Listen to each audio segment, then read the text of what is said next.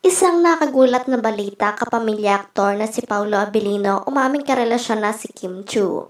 Si Yan Lim napaiyak ng malaman. Tila kamakailan lamang nga madaming speculation na naglabasan mula sa mga entertainment website. Matapos nga mapabalitang hiwalay ng real life couple na sina Kim Chiu at si Yan Lim. Matatandaan taong 2018 nga masayang binulgar ni Kim at si Yan ang kanilang relasyon. At tumagal nga kanilang pagsasama ng 6 years.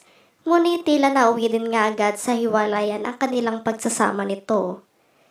Sa aming nakalap na impormasyon ay usap-usapan din na mayroon na nga daw bagong kinakasama ngayon si Kim Chiu na isang celebrity din. At katrabaho pa umano nitong sa ginaganapan nitong teleserye. Samantala matatandang nagsimula ang lahat ng ito nang burahin ni Kim Chiu sa kanyang social media ang lahat ng larawan nila ni Sian nang magkasama at maging memories at all the stories nga nila sa Instagram ay burado na rin. Kaya naman dito patuloy na nag-init ang tanggi-isang palaisipan nito sa lahat. Marahil madami ngang netizens at fans ng mga itong nagtataka kung bakit nito inalis ang lahat ng meron siya kay Sian. Ay baka nga daw ay nagkaproblema o sadyang hiwalay na nga daw ang dalawang ito. Subalit isang larawan naman ni Kim Chiu ang nagpawindang sa lahat nang mag-post ito ng isang video clip sa TikTok kung saan nagtungo itong ibang bansa at nagnilay-nilay. Nahalata din sa mga mata nito na pugto ang mata habang naka-shades. Ayon pa sa aming nakalap na impormasyon, taong 2024 nga daw sana nagbabalak sina Kim at Sian.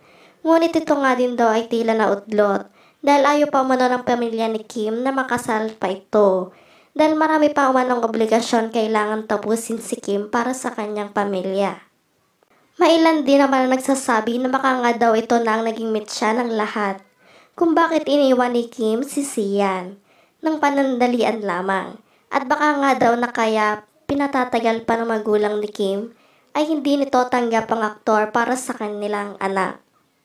Sa kabila naman ito ay wala pa umanong kahit na anong pahayag ang aktor ukol sa issue na ito at nanatiling tahimik sa social media upang hindi na madawit pa ang pangalan niya dito.